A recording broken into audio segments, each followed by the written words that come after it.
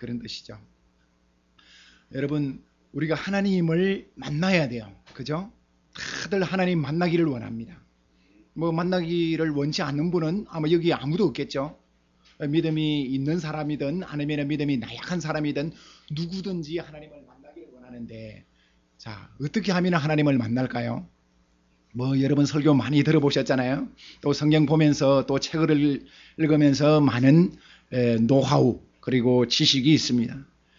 제가 이 설교 말씀을 시작하기 전에 여러분에게 참 드리고 싶은 것은 하나님의 음성을 듣는 겁니다. 할렐루야. 아멘. 하나님께서 우리에게 말씀해 주세요. 예배 드리는데 우리가 물론 이제 사람들하고 교제하고 또 이렇게 나누고 하는 것도 굉장히 중요하지만 근본적으로 하나님 앞에 나오는 목적은 우리가 하나님을 만나기 위해서 나왔습니다. 하나님을 만나러 왔는데 사람 만나고 사람하고는 교제했는데 하나님하고는 무관한 그런 예배가 되어서는 안 될 것 같아요. 자, 그러면 어떻게 하면 하나님을 만날 수 있을까? 하나님의 이 음성을, 하나님을 만나기를 사모하는 그런 마음이 우리 속에 있어야 됩니다. 주님, 하나님께서 저희들에게 말씀하시는 몇 가지가 있잖아요. 여러분 잘 아시죠? 그 중에 하나가 설교를 통해서 하나님께서 주일날 주의 종을 통해서 하나님의 그 일꾼을 통해서 우리에게 말씀하시는 경우가 굉장히 많습니다. 그래서 하나님, 제 마음의 문을 열었습니다. 주님, 한마디로도 좋습니다. 뭐 여러 마디면은 뭐 자세하면은 좋지만은 그러지 않을지라도 하나님 한마디라도 좋고 아니면 한 단어라도 좋으니 주님, 오늘 이 시간에 저에게 말씀해 주시옵소서. 말씀이 임할 때에 우리가 적극적으로 반응하고 그렇게 해야지 우리가 하나님 앞에 정말 더 가까이 나아갈 수 있고 하나님 앞에 영광을 돌릴 수가 있습니다. 할렐루야. 저희들이 읽은 말씀을 같이 한번 더 보십시다. 요한복음 12장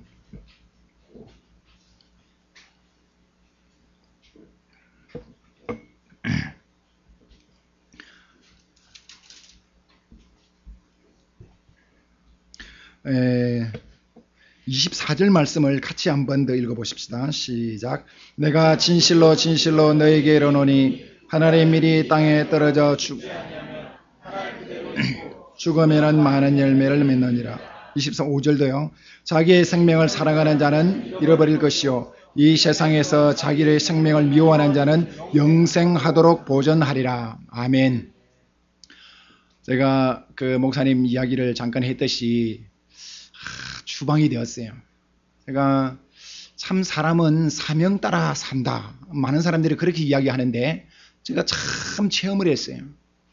전번에 한번 수련회 제가 참석해서 그런 이야기를 한 적이 있는지 기억이 잘 안 나는데 간략하게 제가 걸어왔던, 제가 목사님하고 동갑이거든요. 50인데 걸어왔던 길을 간략하게 한번 이야기를 하면요. 여러 분 정도 되었을 때 제가 21살 때 예수님을 만나고 한 2년 정도 지나고 나서 21살 때 예수님을 만났는데 그때는 뭐 어리부리하고 잘 모르잖아요. 그냥 막 기도만 하고 뭐 시키면 시키는 대로 했는데 한 2년 정도 지나고 나서 하나님이 누구신지 그리고 내가 어떻게 살아야 되는지 이런 부분에 대해서 이제 고민하고 특별히 책을 한 권 읽는데 하나님께서 저에게 말씀해 주셨어요. 이제 고난받는 사람들, 막 핍박받고 어려움 받는 사람들을 자세하게 묘사한 그런 책이었거든요. 시베리아의 불꽃이라는 그런 책인데, 근데 하나님께서 저에게 그때 어떤 말씀을 해주시냐 그러면은 네가 가서 저 사람들이 받는 고난에 동참하라, 그런 말씀을 주셨어요. 여러분 하나님의 말씀을 들은 적이 있죠? 특별히 어떤 부분은요, 뭐 위로의 메시지도 주시기도 하고 어떨 때는 또 하나님께서 감동을 주셔서 어떤 사람을 도와주라 하는 그런 메시지를 주기도 하잖아요. 근데 어떤 경우에는 우리의 비전에 관련된 그런 메시지도 많습니다.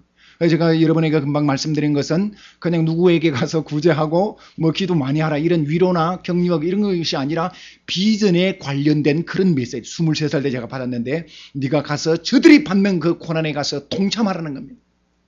근데 제가 조금 전에 말씀드렸듯이 주님 제가 한번 생각해 보지요. 한번 기도해 볼게요. 한번 고민해 볼게요.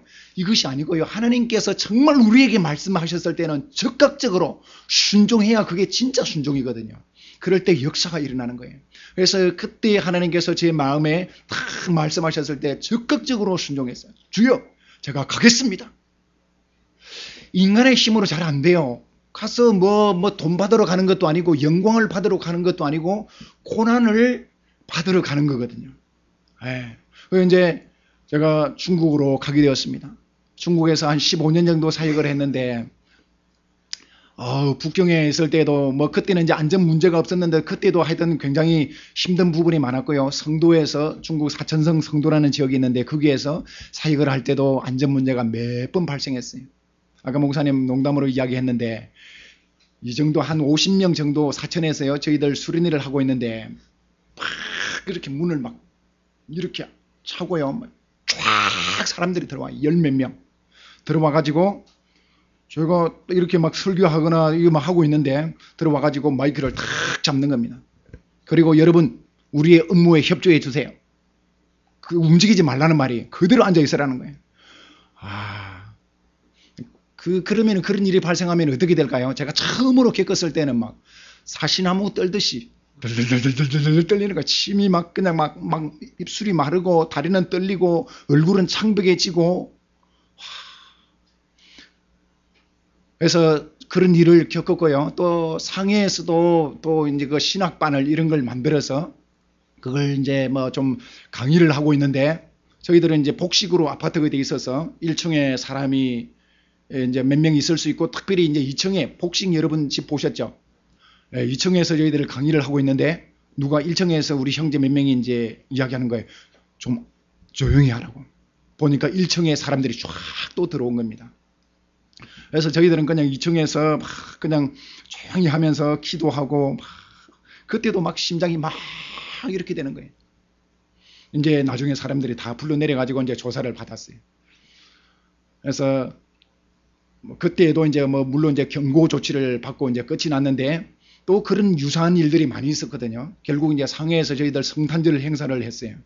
성탄절 행사하면은 참 사람들도 굉장히 많이 옵니다. 중국에는 지금 진짜 복음의 이 황금기 같아요. 저희들 초대하고 그러면은 100명이 넘는 사람들이 와요. 그리고 한 번 할 때마다 열 몇 명씩 영접하는 그런 일들이 막 일어나는데 저희들 멤버들 한 90명 가까이 이렇게 모여서 오전에 저희들끼리만 예배 드리거든요. 오후에 이제 저희들 초대한 사람들이 막 이렇게 와서 막 저희들이 이제 준비한 그 프로그램 이걸 막 발표도 하고 연극도 하고 뭐 여러 가지를 하는데 오전에 사람들이 또 막 찾아온 겁니다. 그래서 이제 그때는 이제 마지막이었어요.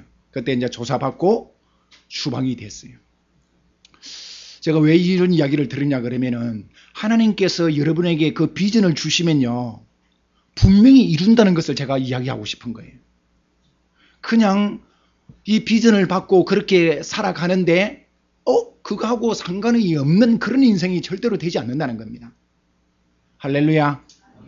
그래서 여러분 정말 기도할 때에 하나님을 깊이 만나고 특별히 하나님 제가 무엇을 위해서 살아야 되겠습니까? 저에게 말씀해 주시옵소서. 이 비전을 붙들고 위해서 기도하고 그렇게 나아가게 될 때에 하나님께서 분명히 이루셔요. 그게 어떤 사람한테는요 고난의 길일 수도 있고 또 어떤 사람은 정말 뭐 사람들마다 다르잖아요. 여러분 하나님께서 여러분을 다 부르셔서 뭐 중국 가서 아니면 러시아 가서 고난 받아라 이렇게 말씀하시지는 않을 것 같아요. 분명한 것 하나님께서 말씀하시면은 분명히 그것을 여러분의 삶 가운데 인생 가운데 이루시는 분임을 저는 확신합니다. 그래서 여러분 그게 없는 분들은 아직까지 여러분 젊으니까 뭐 없을 수도 있잖아요.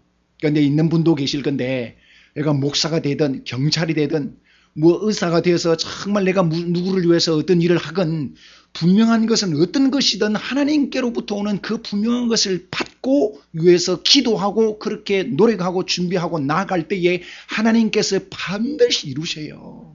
하나님은 살아계시잖아요. 여러분 복음의 능력에 대해서 오늘 제가 설교하고 싶은데 참 뭐 시간이 이렇게 길지 않기 때문에 많은 이야기를 할 수가 없습니다. 여러분 복음 그러면 우리가 다 잘 알고 있습니다. 복음이 무엇인지 제가 뭐 이야기 드리지 않아도 여러분 잘 알고 있어요.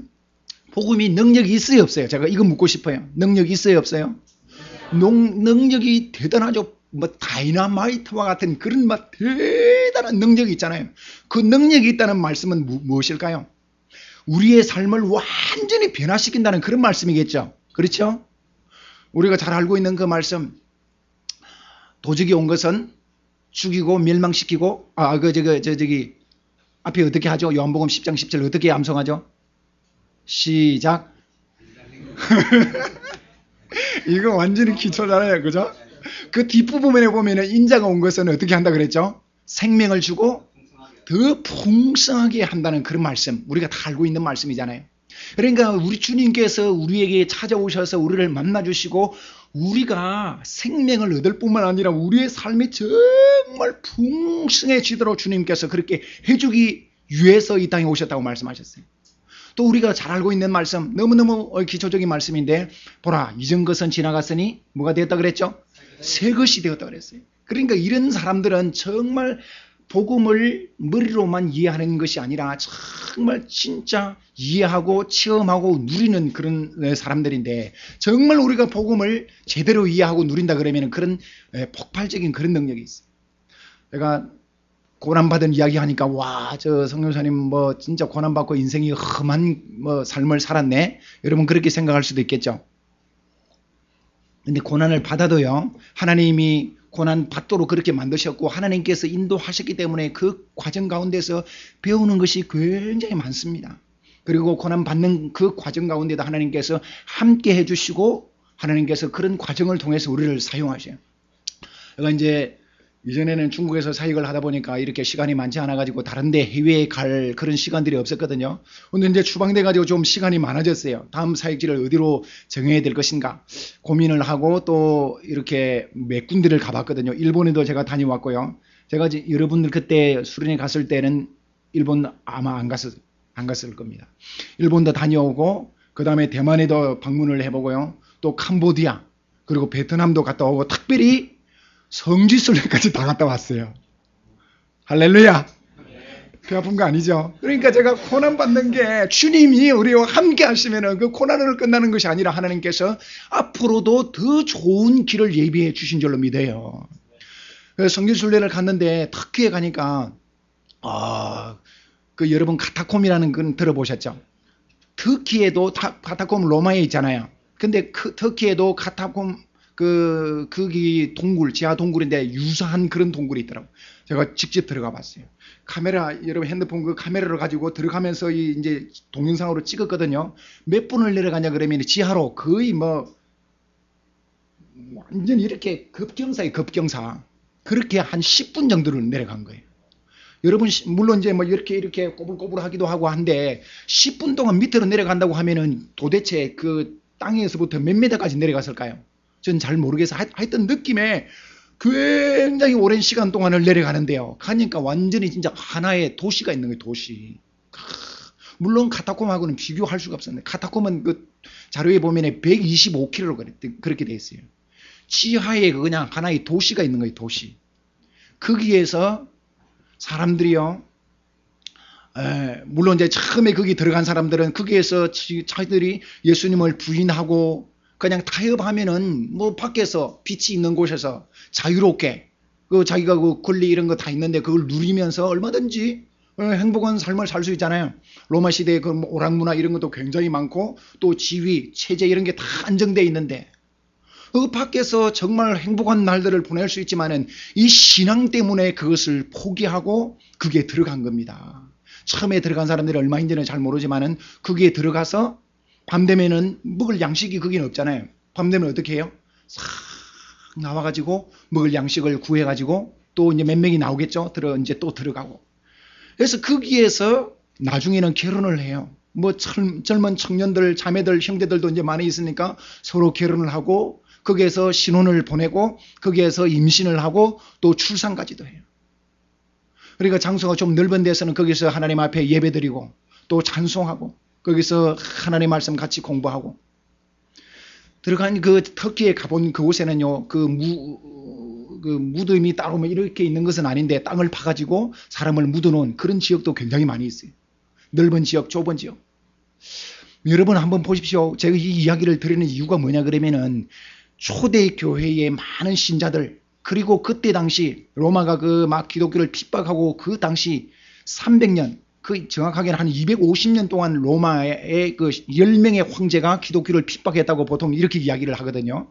300년에 가까운 그 긴 시간 동안 핍박하고 그 사람들을 막 정말 어렵게 했지만은 그분들이 왜 그런 삶을 선택을 했냐 그러면은 하나님을 만나고 복음을 이해하고 이 복음의 능력이 있는데 이것을 체험을 하니까 그런 고난의 길을 자기 스스로 선택을 한 거거든요. 자기들 주님 부인하고 그냥 내 신앙 포기하겠다 이렇게 하면 얼마든지 밖에서 자유롭게 권리를 다 누리면서 행복한 나날들을 보낼 수 있는데 그분들이 그렇게 기꺼이 하지 않았어요. 로마서 히브리서에다 보면은 그런 말씀들이 있는데 정말 초대교회의 사람들은 그런 삶을 살았습니다. 그래서 정말 이 복음이 대단하고 굉장히 능력이 있는 것인데 근데 실제로 한번 보십시오. 많은 사람들이 이 복음에 대해서 이렇게는 들어보고 알고는 있지만 그것을 누리는 사람들은 그렇게 많지 않습니다. 그렇죠? 여러분 진짜 이런 초대교회의 그 로마 핍박을 받던 그 당시의 사람들이 누렸던 그 복음의 능력 여러분도 누리고 계세요? 참 안타깝죠. 이 세상 막 부러워하고 신앙 포기할 수는 없고 많은 사람들이 그냥 막 세상 부러워하고 은연중에 뭐 한 발은 세상 한 발은 그냥 교회에 한 발은 주님 한 발은 이 정말 이 세상에 이렇게 하니까 좀 뭐하네요. 그렇게 있는 사람들이 얼마나 많은지 몰라요. 오늘 제가 드리고 싶은 이야기는 복음의 능력보다도 왜 어떻게 하면은 그런 복음의 능력을 체험할 수 있는가에 대해서 말씀을 드리고 싶어요.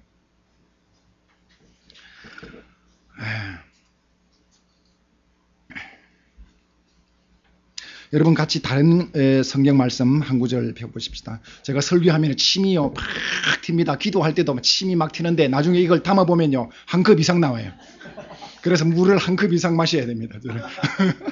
빌립보서 2장을 같이 한번 보십시다.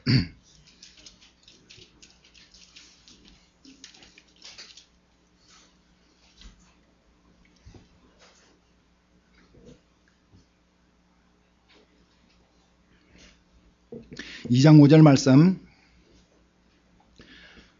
시작. 너희 안에 이 마음을 품으라. 꼭 그리스도 예수의 마음이니 그는 근본 6절도요. 그는 근본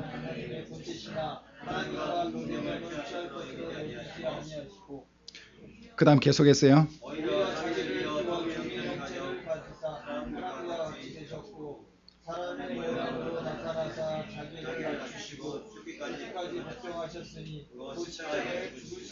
아멘. 저희들이 그 읽은 그 본문하고 요 본문도 굉장히 이제 중요한 본문인데 시간이 없어서 읽지 않았는데 한 알의 밀알이 떨어져서 죽으면 어떻게 된다 그랬죠?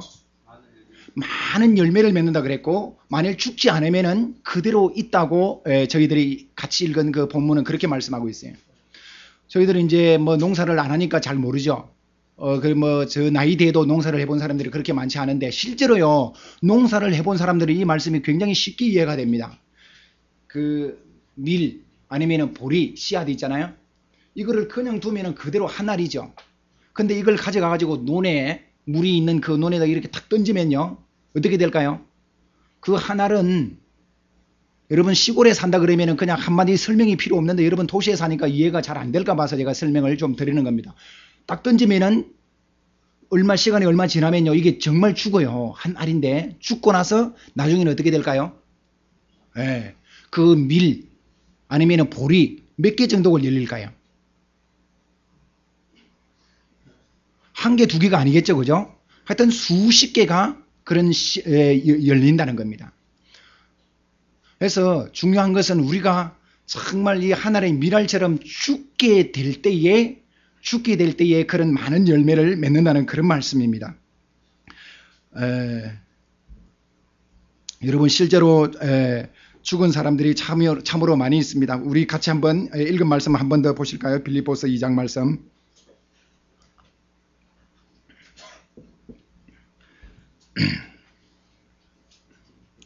(2장 5절) 말씀. 너희 안에 이 마음을 품으라고 그리스도 예수의 마음이니 그는 근본 하나님의 본체시나 하나님과 동등됨을 취할 것으로 여기지 아니하시고 오히려 자기를 비워 종의 형체를 가지사 사람들과 같이 되셨고. 그러니까 이것도 사실 한마디로 이야기하면 예수님이 죽은 겁니다. 그죠? 죽게 될 때에 굉장히 많은 열매를 맺은 것을 알 수가 있어요. 실제로 희생하고 죽게 되면은 많은 열매를 맺는 것을 성경이 아니더라도 우리는 우리 살아가는 그 생활 가운데서 많이 발견할 수가 있어요. 어떤 예가 있을까요? 죽는다는 것. 죽는다는 게 뭘까요? 이게 굉장히 뭐 형이상학적인 그런 이제 용어인데 실제로 죽는 게 아니잖아요. 그죠? 그러니까 여기 성경 말씀에서 죽는다는 것은 여러 가지가 있겠지만 그 중에 한 가지는 자기의 권리를 포기한다는 겁니다. 자기가 어느 정도 신분이 있고 나이가 있으면 분명한 권리가 있겠죠. 그죠? 남편도 남편으로서의 권리가 있고 부인은 부인으로서의 권리가 있어요. 정치가라 그러면은 사회적인 이 정도 지위가 있으니까 어느 정도 권리가 있어요. 근데 그 권리를 포기하는 것. 여러분 죽는다는 것을 뭐 여러 가지로 해석할 수 있겠지만 그 중에 아주 중요한 것은 자기의 권리를 포기한다는 겁니다. 여러분 백범 김구 선생 아시죠? 그분이 참 우리 민족의 지도자잖아요. 지도자로서 당연히 대접을 받고 존경을 받고 또 높은 위치에 이르러서 다 앞에 서서 사람들한테 지시하고 뭐 가이드하고 막 그렇게 해야 되는데 백범 김구 선생이 어떤 이야기를 했죠? 나는 우리나라가 진짜 독립이 된다 그러면은 그 다음에 어떤 말 했죠? 저 한국이 잘 안 사니까 그 다음에 정확한 문구는 생각이 안 나네. 그 문직이라도 좋습니다. 그런 유사한 말을 했잖아요. 정말 우리나라 대한민국이 독립이 된다 그러면 내가 가진 위치, 신분 그리고 뭐 이런 거 다 포기할 수 있습니다. 그럴 정도로 정말 낮아졌던 그런 모습을 볼 수가 있어요. 그리고 뭐 테레사 수녀 이런 분들도 보면은 뭐 여자로서 참 사랑받고 또 편안한 삶을 살고 그런 게 있지만은 그런 것을 포기하고 희생을 감수했을 때에 많은 사람으로부터 존경을 받게 되었습니다. 여러분 그 중국에 제가 이제 중국에 있었으니까 중국 이야기를 조금 드릴까 하는데 중국이 지금은 대단하다 그러죠. 경제적으로도 그렇고 국제 정치를 이야기해도 중국하고 지금 뭐 미국하고 얻기를 나란히 하잖아요. 근데 어떻게 해서 중국이 그렇게 강대국이 되었을까요? 제가 처음에 중국 갈 때만 해도 98년도에 갔는데 국민 총생산이 있잖아요. 이게 우리나라 수준도 안 되었어요. 지금은 우리나라 경제 뭐 규모하고 중국하고 비교가 안 되잖아요. 근데 98년 전에는요, 우리나라하고 거의 비슷하고 좀 밑이었거든요. 근데 그러니까 중국이 이렇게 막 놀라운 성장을 하고 있는데 여기에는요, 이유가 있어요, 이유가 있는데 그 1949년에 중국이 공산화가 됐잖아요. 근데 그 공산화 되기 전에요, 이 모택동을 위시한 9명의 그런 진짜 헌신된 사람, 다른 말로 하면은요, 자기의 어떤 권리, 이런 사람으로서의 어떤 그 존귀함, 이런 것을 포기한, 그러니까 성경적인 그런 이야기로 하면요, 진짜 자기를 그냥 죽여버렸던, 그리고 자기의 권리를 완전히 포기해버렸던 이런 몇몇의 사람들이 있었어요. 여러분 시간 나시면 중국 역사에 대해서 한번 공부해 보시죠. 진짜 배울 게 굉장히 많이 있습니다. 그러니까 누구든지요, 뭐 노동자라 그러면 8시간 근무할 그런 권리들이 있잖아요. 사람이라 그러면 또 잠도 많이 자고 충분히 수면을 취할 그런 이제 권리들이 있는데 이 9명은요, 초기 멤버들을 어떻게 했냐 그러면은 정말 자기들의 대의명분은 이겁니다. 많은 이 노동자들, 이 농민들, 이 사람들이 이 국가에 옛날에 그런 국가, 이 중국 이 관리들에 의해서 억압받고 눌려있고 정말 고통을 당하고 있는데 우리가 쓰는 표현으로 이야기하면 흑암 가운데 있는데 정말 우리가 이 민족을, 이 백성들을, 인민들을 구원해야 된다. 그런 사명감으로 이 사람들은 충만해졌어요.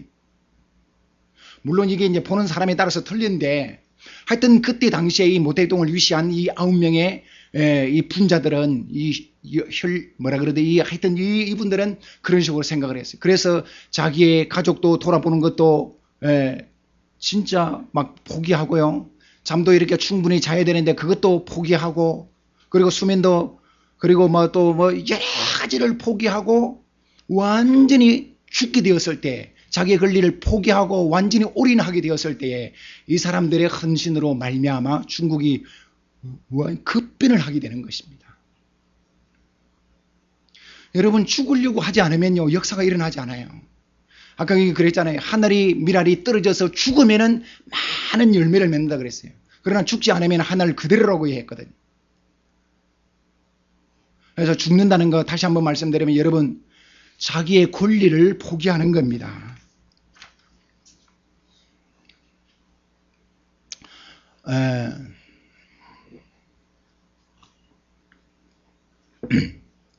저희들이 이제 중국에서 모임을 하는데요. 교회가 이렇게 따로 없거든요. 여러분 이 교회가 뭐 그렇게 뭐 사이즈도 평수도 그렇게 넓지 않지만은 중국에 이런 교회가 있다 그러면 정말 할렐루야입니다. 중국의 대부분의 교회는요 주로 이제 가정에서 예배를 드려요. 여러분 다 집이 있잖아요, 그죠? 가정에서 예배를 드리는데 그러니까 뭐 거실 해봐야 이거의 한 4분의 1 정도? 그것도 안 되는 집들이 굉장히 많아요. 근데 문제는 어느 가정에서 예배를 드릴까요? 만일 여러분 가정에서 예배를 드린다고 하면은 여러분 어떻게 생각하세요? 한 번 정도 저기 구역 예배라든지 혹 가다가 한 번 우리 집에서 모임을 한다 그러면은 뭐 그게 뭐 감사한 일인데 매주마다 자기의 집에서 예배를 아침 9시 되면은 와서 예배를 드리고 오후에도 또 모임을 하고 그렇게 한다고 생각해 보십시오. 참 쉬운 일이 아니잖아요.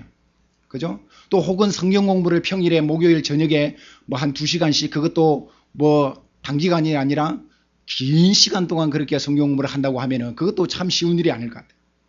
근데 중국 교회가 어떻게 해서 이렇게 부흥이 됐느냐? 여러분 중국 교회 이야기할 때요. 지금 미국 교회는 미국이 물론 이제 아직까지는 영향력 있고 하는데 앞으로는 중국이 정말 미국의 뒤를 이어받아서 세계 선교를 감당할 겁니다. 지금 한국 교회는요 선교가 지금 굉장히 시들어져 가고 있어요. 옛날에는 선교사도 이제 많이 파송하고 했는데 지금은 이제 시들시들한데 앞으로는 중국 교회가 일어나서 미국 교회가 했던 그런 것을 할 가능성이 굉장히 많아요. 많은 분들이 그렇게 이야기하고 있어요. 중국이 49년에 80만이었거든요. 49년에 그러니까 중국 공산당이 정권을 잡았을 때 신자가 80만이었는데 덩소평이 정권을 잡고 어느 정도 교회에 이제 개방을 해줬어요. 그러고 나서 신자가 얼마만큼 되냐 그러면은 80만에서 기하급수적으로 늘어났어요. 그 정확한 숫자는 기억이 안 나는데 그리고 나서요 2004년도에 다시 통계를 냈는데요. 그 아주 근위 있는 데서 통계를 냈는데 그때 6천만 그랬습니다. 2004년도에. 그리고 몇 년 전에 1억이라고 보통 사람들이 이야기를 했어요. 그리고 요 근래에는 중국에 믿는 사람들이 얼마 정도 되느냐 그러면 1억 4천까지 이야기하는 사람들이 있어요. 놀랍죠? 중국에는 금방 말씀드렸듯이 이렇게 좋은 건물을 가진 삼자교회는 별로 없습니다. 거의 대부분 가정에서 예배를 드리는데 그러니까 제가 드리고 싶은 거는 누구든지 편안할 그런 권리 또 쉬고 막 할 그런 권리들이 다 있는데 참 저와 같이 했던 많은 형제 자매들이 그 권리를 포기하고 제가 주님을 위해서 뭘 어떻게 좀 해야 되겠습니까? 이 문제를 놓고 기도하는 가운데 많은 분들이요 자기의 집을 오픈한 겁니다. 8명이 자기의 집을 오픈했어요. 그래서 거기서 성경 공부도 하고 또 어떤 집은 이제 예배를 드리기도 하고 그렇게 헌신된 사람들이 있었기 때문에 저희 교회도 처음에 4명으로 시작을 했는데요. 나중에는 몇 년이 지나고 나서 기하급수적으로 막 부흥이 되는 거예요. 특별히 한 사람의 간증을 여러분에게 나누고 싶어요. 어떤 자매가 있었는데요. 저를 이제 만났을 때는 이제 어느 정도 믿음이 한 1년 정도 됐어요. 믿음이 있어서 기도하다가 그때 이제 저희들이 성경 공부할 그런 장소가 없었는데 그 자매에게 이야기를 했는데 흔쾌히 허락을 했어요. 물론 이제 중국에는 굉장히 이런 일들이 빈번하기 때문에 뭐 큰 이슈가 안 되는데 그 자매가 참 감동이 되는 것은 아기를 이제 가지게 되었는데 여러분 임신을 하면은 참 막 중국에는요 하나밖에 낳지 않거든요. 둘로 오면은 그냥 강제 유산을 시켜요. 그리고 막 한 3개월 되었을 때 정기적으로 그 무슨 위원회가 있어요. 거기 가서 막 정기적으로 체크를 하게 돼 있어요. 그리고 막 처음부터 싹을 자르고 혹시 막 도망 다니면서 막 이렇게 해가지고 출산을 하잖아요. 이것만 해도 이제 중국에서는 하여튼 막 아기를 한 명밖에 안 나오니까 임신을 하고 출산을 하는 거는 굉장한 일이거든요. 그러면은 막 그 양가 그 부모님들이 막 신경 쓰고 막 배려하고 심지어는 그냥 한 40일 동안 입원을 하는 사람들도 굉장히 많습니다. 근데 이 자매는요, 출산할 때까지 자기 집에서 그걸 하자는 거예요. 그리고 이제 출산을 했는데, 제가 신경이 진짜 많이 쓰이는 거예요. 그 이제 몸조리도 한 달 이상을 해야 되는데, 그 집에서 공부를 하게 되면 굉장히 불편하고 뭐 여러 가지 신경 쓸 부분들이 많은데, 그래도 이 자매는요, 한 주간 딱 쉬고 한 번 그 집에서 안 하고요. 그 두 번째, 그러니까 한 주만 빼고 그 다음부터는 계속적으로 자기 집에서 하나님의 말씀을 공부하는 장소로 이렇게 하나님 앞에 드렸어요. 할렐루야. 여러분, 제가 설명을 잘 못하고 또 뭐 자세하게 여러분에게 설명을 못해서 그렇지 저는 그때 눈물이 났어요. 누구든지 그 권리가 있고 편히 쉴 수 있고 또 막 그런 걸 다 이야기하는데, 정말 이 세상에 사는 사람, 세상에 있는 사람들하고 정말 다르게 주님을 위해서 자기의 권리를 포기하고 희생을 원하는 그런 사람들의 헌신을 통해서 교회가 성장하는 것을 보게 되었습니다. 여러분, 제가 오늘 드리고 싶은 거는요, 복음의 능력이 참 대단한데, 이게 이 복음의 씨앗이 우리 마음속에 있거든요. 여러분, 예수님 믿죠? 다 영접했잖아요. 이 복음의 씨앗이 우리의 마음속에 있는데 왜 나타나지 않는가? 여기에 대해서 제가 이야기하는 겁니다. 죽어야지 우리 속에 있는 이 복음이, 예수 그리스도가 나타나는 거예요. 그래서 사도 바울은 날마다 죽는다 그랬고, 누구든지 나를 괴롭게 하지 말라, 내 몸에 그리스도의 흔적을 가졌다, 이렇게 말씀했는데, 죽어야 돼요. 내가 이제 추방이 되고 나서 한 6개월간 혼자 지금 여기 한국에서 보내고 있거든요. 그러니까 아이들하고 집사람 보고 싶겠어요? 안 보고 싶겠어요? 엄청 보고 싶겠죠. 그래서 뭐 핸드폰에 그 초기 화면도 바탕 화면도 뭐 집사람 이렇게 얼굴 해놓고 늘 보고, 바이칸 부엔 뭐 100번을 봐도 뭐 질리지가 않는다는 그런 이야기인데 늘 보고 했어요. 근데 이제 한 번은 전화를 하다가 조금 이제 다툼이 있었어요. 그게 이제 뭐 자세한 거는 말씀드릴 필요가 없고, 하여튼 다툼이 있어가지고 조금 제가 짜증을 냈거든요. 좀 퉁명스럽게 짜증을 내는 그런 투로 이제 이야기를 했는데, 그거를 듣고 있던 이제 집사람이 상해에서 막 화를 저한테 확 이렇게 낸 겁니다. 그 전에는 그를 위해서 기도하고 또 보고 싶고 막 그러니까 정말 사랑이 충만하고 막 그렇게 했는데, 딱 한 번 그렇게 짜증을 내고 그 사람이 저한테 화를 확 이렇게 내니까 그 마음이, 제 마음속에 있던 그 사랑이 완전히 없어져 버리는 겁니다.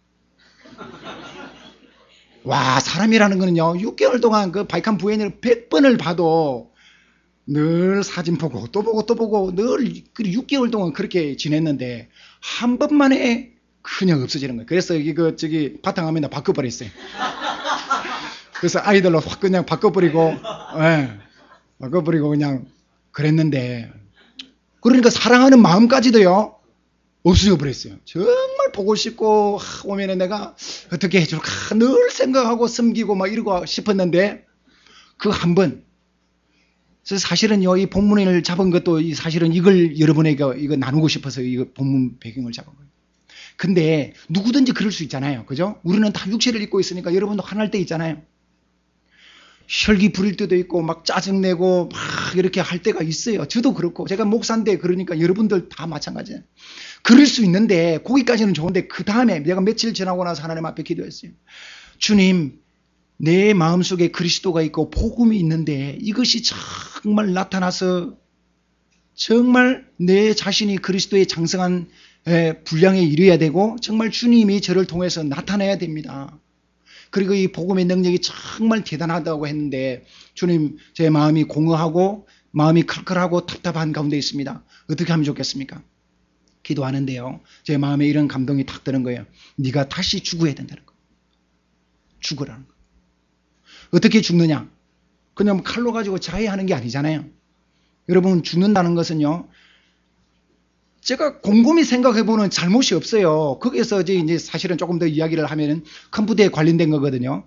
그 밖에 있으니까 070이라든지 아니면은 카톡을 보내면 거기서 봐야 되잖아요. 아주 시간이 막 촉박하고 그럴 때는 집을 판다든지 막 이렇게 문제가 있을 때는 빨리 보고 반응을 해야 되는데, 난 컴퓨터 못해. 뭐 카톡에 뭐 보고도 뭐 연락도 뭐 밖에 나가면 이게 뭐 연락이 잘 안 돼요. 그래서 지극히 정상적으로 아이고 당신 거기 있으면서 이렇게 연락도 안 하고 그러면은 어떻게 되는데 거의 이런 식으로 짜증을 좀 낸 거예요. 그러니까 확 이렇게 올라왔거든요. 당연히 제가 할 수 있는 말을 했어요. 제 입장에서 볼 때는 진짜 그래 외국에 나가 있는데 그걸 빨리 신호를 그걸 하고 뭐 문자도 빨리 보내고 이게 커뮤니케이션이 잘 되어야지. 그렇지 않으면은 진짜 오해가 많이 일어나거든. 아니 뭐 집도 뭐 이게 뭐 수속하는 그런 문제도 있었는데. 근데 곰곰이 생각해 보니까 그러면은 죽어야 되는데 어떻게 죽느냐? 제가 가지고 있는 그 권리, 그 당연하지만은 그래도 내가 그것까지도 내려놓고 그것까지도 죽게 될 때에 역사가 일어나는 거예요. 할렐루야. 그리고 죽는다는 게 별것 아니에요. 진짜 뭐 자해하거나 뭐 어떤 큰 그것이 아니라 자기의 권리를 포기하는 것이 죽게 되는 겁니다. 자기가 죽게 될 때에 내 안에 있는 이 씨가, 이 복음의 씨가 다시 확 열매를 맺는다는 겁니다. 그래서 제가 문자를 보냈어요. 문자를 보내면서 여보 그때 뭐 요 며칠 동안 뭐 분주하고 또 기도를 많이 하지 못해서 또 말씀을 좀 뭐 이렇게 등한히 해서 당신한테 짜증을 부렸는데 용서해 주세요. 그렇게 썼어요. 쉬워요? 쉽지 않아요? 그 남자들은 진짜 어려워요. 이거 자기 자존심, 그 자존심을 완전히 꺾는 거고 진짜 죽는 건데 권리를 포기하는 건데 쉽지 않거든요. 그렇지만은 그 하나님의 은혜를 제가 경험을 했고 또 그렇게 할 때 내가 죽을 때에 이 안에 있는 이 주님이 드러나고 복음이 확 나오고 하나님께서 정말 나를 사로잡는다는 것을 지식적으로 알고 있고 이전에 체험을 했기 때문에 그렇게 쓴 겁니다. 쓰니까요. 답신이 왔어요. 당연히 제가 먼저 용서해 달라고 하는데 답신이 안 오겠습니까? 당연히 답신이 오죠. 그리고 5분도 되지 않았어. 제 마음에 평강이 다시 확 찾아오는 겁니다. 저는요, 뭐 집도 없고 그렇지만 저 늘 마음에 평강이 있거든요. 늘 기쁨이 있고 살아가는 게 너무너무 즐거운 사람인데 이전에 그거 가졌는데 한번 딱 그렇게 하니까 제 마음의 평강이 막 사라졌는데 그게 회복이 되고 그뿐만 아니라 집사람을 향한 그 사랑의 마음이 이전처럼 며칠 전처럼 그렇게 또 이게 오르는 겁니다. 할렐루야. 그래서 정말 이 복음은요, 다시 한번 제가 설명을 하면은 영과 육, 그러니까 영혼과 육체를 온전케 하는 겁니다. 여러분, 이 복음이 우리가 이전에 죄와 사망으로, 죄와 그 허물로 인해서 죽었지만은 우리가 복음을 받아들이고 믿고 따를 때에 영혼을 하나님께서 구원해 주시잖아요. 그죠? 이 복음이요, 우리의 정신적인 그런 부분도 정말 타치하는 거예요. 수고하고 무거운 짐녀들아 다 내게로 오라. 내가 너희를 쉬게 하리라. 편히 쉬게 하리라. 이런 말씀도 있잖아요. 그러니까 주님을 진짜 우리가 받아들이고 믿고 따를 때에 하나님께서 정말 우리의 정신적 이런 부분도 완전히 해결해 줍니다. 영의 부분, 정신적인 그런 부분, 그리고 이 육체까지도 하나님께서 온전케 해주세요. 이 복음이 이만큼 강력한데 이 복음이 드러나기 위해서는 내가 죽어야 되는 거예요. 하늘이 미리 떨어져 죽을 때에 진짜 열매를 맺고 많이 맺는다 그랬어요. 주님께서도 이제 말씀을 마칩니다. 주님께서도 원래 존귀한 분이잖아요. 하나님과 그러나 동등됨을 취할 것으로 여기지 아니하고 내려놓고 종의 몸으로 우리에게 오셨어요. 그게 사실은 이거 같은 맥락이거든요. 그리할 때에 우리가 날마다 주님을 경험하게 되는 줄로 믿습니다.